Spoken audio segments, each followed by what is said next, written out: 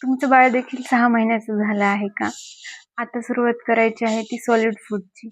पण काय द्यावं, कसं द्यावं, कधी द्यावं हे समजत नाहीये. तर आजच्या व्हिडिओमध्ये आपण हे सगळं जाणून घेणार आहोत.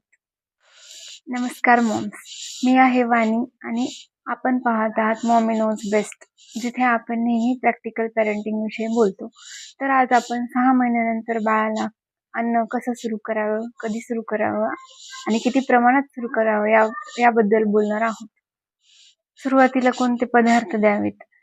तांदळाचं पाणी, मूग डाळीचं पाणी, रव्याची पेज, उकडलेला बटाटा किंवा उकडलेलं सफरचंद हे सगळं पचण्यासाठी सुद्धा हलका असतं आणि बाळाला खाण्यासही मदत होईल. हे सर्व पदार्थ आपण पहिलं अन्न सुरू करताना देऊ शकतो.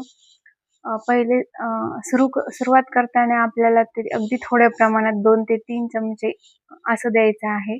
नंतर प्रमाण वाढवत जाऊ, जसं बाळाला सवय होईल तसं. लक्षात ठेवा, सुरुवात नेहमी एका पदार्थाने करायची आहे. तोच पदार्थ आपल्याला कंटिन्यू 3 दिवसाच्या रूलने द्यायचा आहे. 3 दिवस रिॲक्शन नाही आल्यावर तो पदार्थ पुन्हा कंटिन्यू करायचा आहे आणि त्यात नवीन पदार्थ ॲड करत जायचा आहे. क्वांटिटी किती द्यायची आहे तर आत्ताच सांगितल्याप्रमाणे 1 ते 2 चमच्यापासून सुरुवात करायची आहे. बाळाला जसं सवय होईल, त्याला जसं पचन होईल त्यानुसार आपण क्वांटिटी वाढवू शकतो.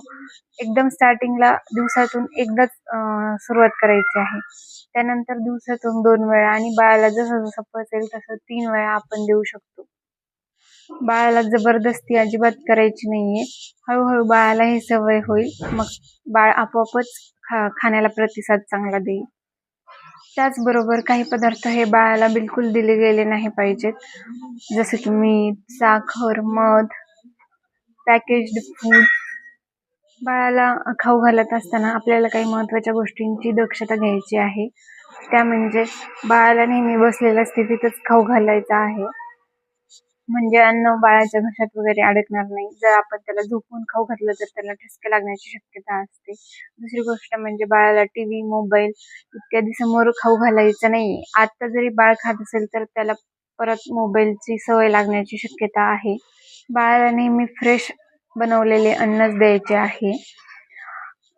आणि तुम्ही बाळाला खाऊ घालत असताना पेशन्स ठेवा.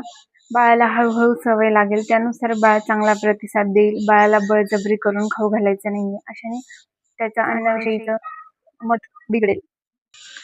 तुम्हाला सगळ्यांना हवा असेल तर मी माझ्या बाळाचा 6 ते 8 महिन्याचा डाएट चार्ट सुद्धा तुम्हाला सर्वांना सांगेल.